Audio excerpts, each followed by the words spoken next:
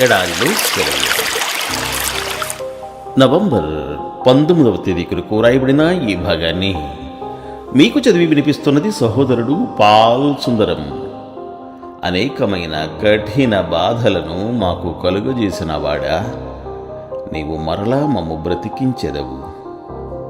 71వ కీర్తన 20వ చరణము. దేవుడు మనకు కష్టాలను చూపిస్తాడు. ఒక్కొక్కసారి దేవుడు మనకెలా శిక్షణ ఇస్తాడంటే, మనం భూమి పునాదులలోకంటూ దిగిపోవలసి ఉంటుంది, భూగర్భపు దారుల్లో ప్రాకవలసి ఉంటుంది, చనిపోయిన వారి మధ్య సమాధిలో ఉండవలసి వస్తుంది.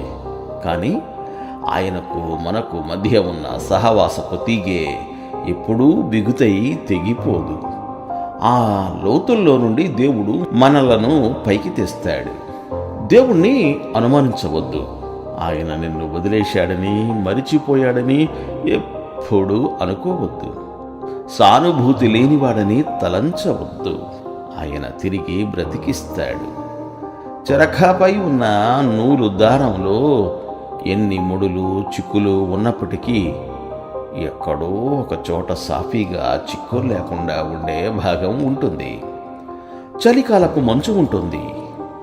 ఎట్టకేలకు వసంత ఋతువు రాగానే అది తప్పకుండా విడిపోతుంది. నిలకడగా ఉండండి. దేవుడు తప్పక మీ వైపుకు తిరుగుతాడు, మిమ్మల్ని ఆదరిస్తాడు. ఆయన అలా చేసినప్పుడు కీర్తనలు మరిచిపోయిన హృదయంలో నుండి తిరిగి విజయగీతం పొంగి పొరలుతుంది. అప్పుడు కీర్తనల రచయితలాగా మనం కూడా పాటలు పాడుతాం. స్వరమండల వాద్యముతో నిన్ను స్తుతించెదను. నా పెదవులు నీవు విమోచించిన నా ప్రాణమును గూర్చి నిన్ను ఉత్సాహధ్వని చేయును అని.